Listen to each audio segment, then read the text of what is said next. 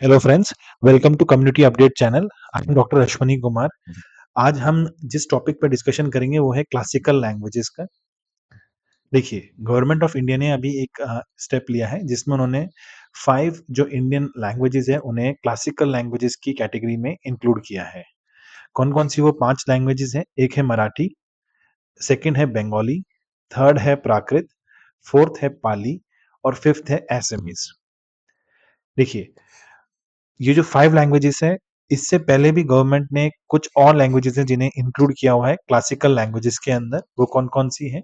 एक है तमिल, सेकंड है संस्कृत, थर्ड है तेलुगु, फोर्थ है Kannada, fifth is Malayalam and sixth is Odia. तो ये 6 लैंग्वेजेस ऑलरेडी इंक्लूडेड थी पहले से ही क्लासिकल लैंग्वेजेस के अंदर और अभी 5 और लैंग्वेजेस हैं जिन्हें इंक्लूड किया है और जिनके नाम मैंने आपको बताए। एक है मराठी, सेकंड है बंगाली, थर्ड है आपकी प्राकृत, फोर्थ है पाली और फिफ्थ है असमीज।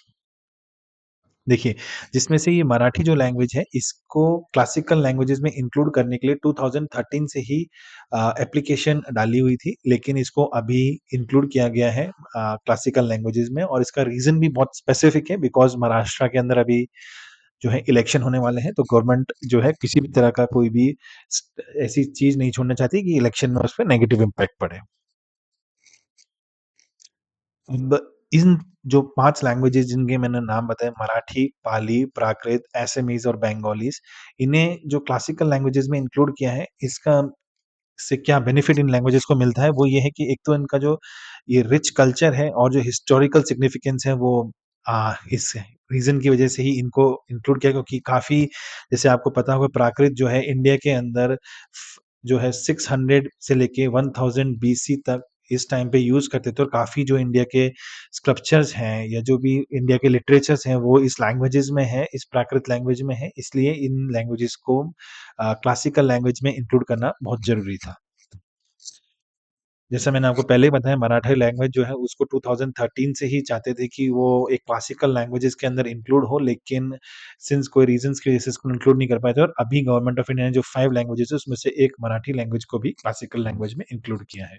क्या बेनिफिट होते हैं किसी भी लैंग्वेज को जब क्लासिकल लैंग्वेज का टैग मिलता है तो उससे काफ़ी बेनिफिट उस लैंग्वेज को हो जाते हैं। इससे एक तो उसका काफ़ी प्रमोशन होता है, इससे वो लैंग्वेज पॉपुलर होती है। दूसरा उसमें एक प्रोफेशनल जो एकेडमिक पोस्ट होती है वो क्रिएट करने में बहुत हेल्पफुल हो जाता है।